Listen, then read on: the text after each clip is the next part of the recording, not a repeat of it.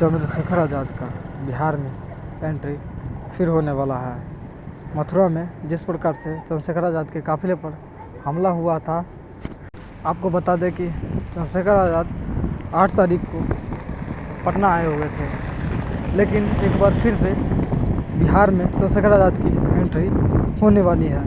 सभी लोग इसकी तैयारी कर रहे हैं कि काफिले पर हमला होने के बाद चंद्रशेखर आज़ाद बिहार में दोस्तों आने वाले हैं। आपको बता दूं दोस्तों कि बिहार में चंद्रशेखर आज़ाद का आगमन होने जा रहा है। चंद्रशेखर आज़ाद कब आएंगे, क्या कुछ अपडेट है, हमारे साथ इस मुद्दे पर बातचीत करने के लिए आजाद समाज पार्टी के बिहार के सह प्रदेश प्रभारी हैं पीके आज़ाद जी। पहले तो स्वागत है सर।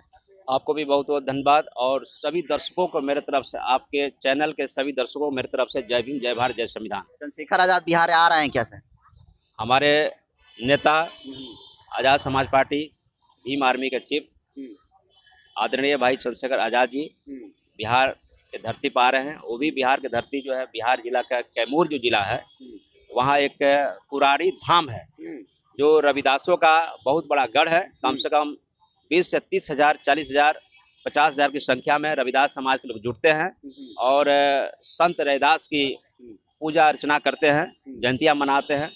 उसी में भाई चंद्रशेखर आज़ाद जी को निमंत्रण भी गया है और वो आ भी रहे हैं। उनका मतलब कंफर्म है कि आ रहे हैं? एकदम कंफर्म है, वो आ रहे हैं और पूरा कैमूर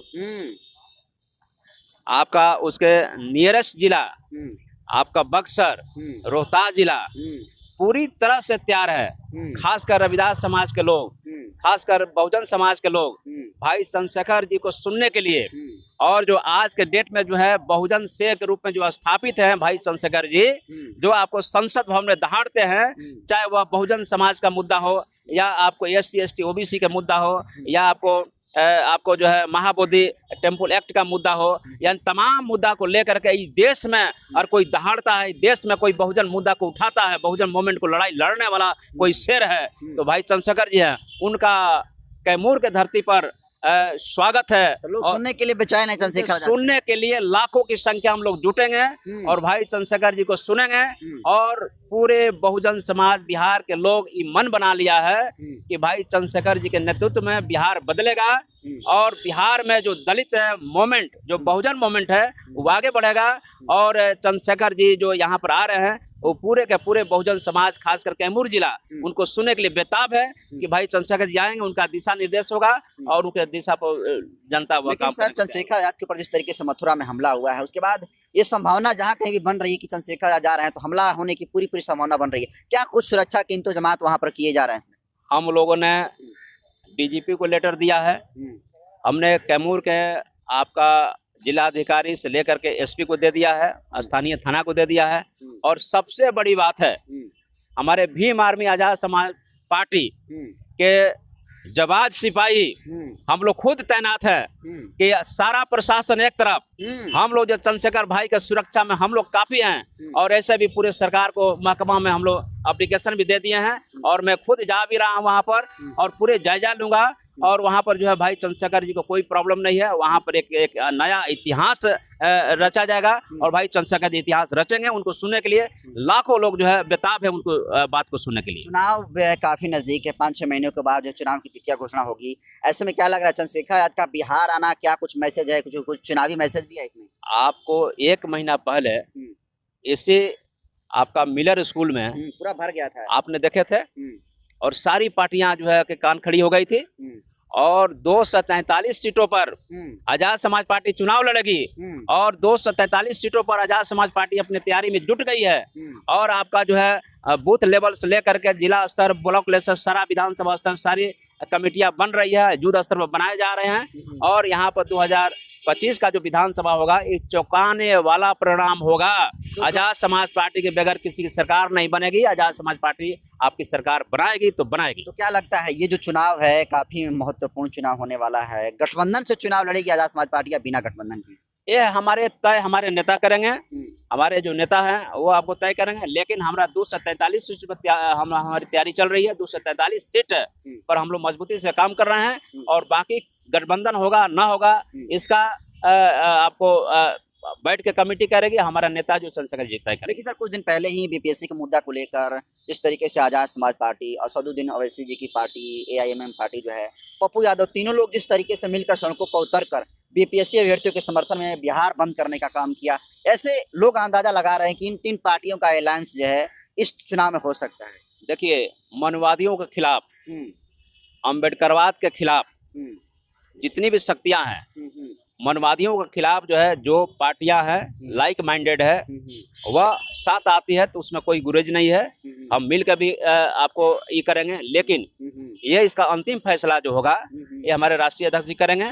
वह हम लोग अनुशासन को देखते हुए, और जहाँ तक रही बात की जो है, जो आना चाहेगा आएंगे, उस बात का चीज़ है, लेकिन अभी हम लोग 243 सीट पर मजबूती के साथ तैयारी कर रहे हैं और अपनी सरकार बनाने की तैयारी कर रहे हैं कि हम मजबूती से लड़ें, अधिक से अधिक विधायक जिताएं, कि बिहार के राजनीति में आजाद समाज पार्टी एक अग्रणी भूमिका निभाए। सर चंद्रशेखर आजाद इस कैमूर जिला में आ रहे हैं। कैमूर ये माना जाता है कि बहुजन समाज पार्टी का गढ़ है। अभी आपने देखा कि उपचुनाव में किस तरीके से जो बहुजन समाज पार्टी के प्रत्याशी सतीश यादव और पिंटू यादव जो थे, महज कम वोटों से उनकी हार हो गई। तो क्या लगता है बीएसपी के गढ़ में आ रहे हैं चंद्रशेखर आजाद? देखिए, एक चीज बताना चाहते हैं आपको, बहुजन समाज पार्टी के जो अंदर का स्ट्रक्चर है, सासाराम लोकसभा है, सासाराम लोकसभा को पूरा 6 विधानसभा आता है, और 6 विधानसभा जिसमें आपको मोहनिया भी हो गया, आपका भभुआ भी हो गया, है ना, चैनपुर हो गया, ओगरा वगैरह, सासाराम। तो मेरा ये कहना है कि सासाराम 6 लोकसभा है, तो चमारों की संख्या जो है अगर जोड़ दिया जाए तो 3-3.5 लाख से कम नहीं है। टोटल का टोटल चमार ही वोट दे दे तो सांसद बन जाएगा। लेकिन जब बहुजन समाज पार्टी एक चमार कैंडिडेट को टिकट देती है, जैसे संतोष जी पिछले बार लड़े थे, तो आप बताइए, चमार तो यादव को नेता बना देता है, चमार तो कुर्मी को नेता बना देता है, चमार तो अन्य लोगों को नेता बना देता है, राजपूतों को बना देता है, ब्राह्मणों को बना देता है। लेकिन जब सासाराम लोकसभा में, जहां बीएसपी का गढ़ माना जाता है, जब चमार खड़ा होता है, तो आपको यादव, कोरी, कहार क्यों नहीं वोट देता है? आप बार बार कह रहे हैं कि पिंटू यादव, हमको पिंटू यादव से कोई गुरेज नहीं है, किसी से गुरेज नहीं है, लेकिन ये बता रहे हैं कि हम लोग आजाद समाज पार्टी ये प्रण किया है कि बिहार में दलित मूवमेंट को उभारेंगे, दलित लीडरशिप को उभारेंगे।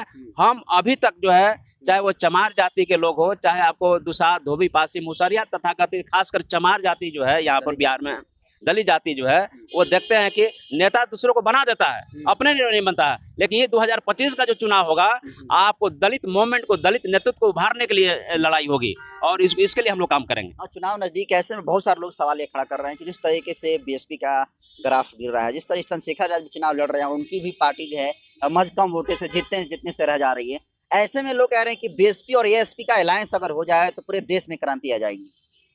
हमारे नेता चंद्रशेखर जी तो तैयार हैं, कई बार जो है उन्होंने प्रयास किया बहन जी से मिलने के लिए।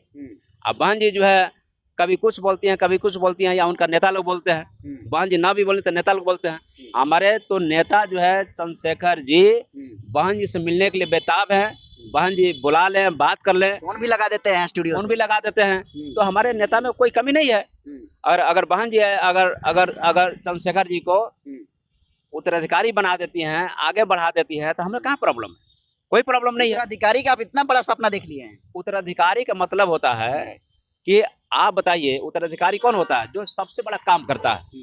तो आप बताइए, बाबा साहब डॉक्टर अंबेडकर के बाद सेकंड अंबेडकर किसको मानते हैं? मानवर कांसीराम साहब को मानते हैं ना।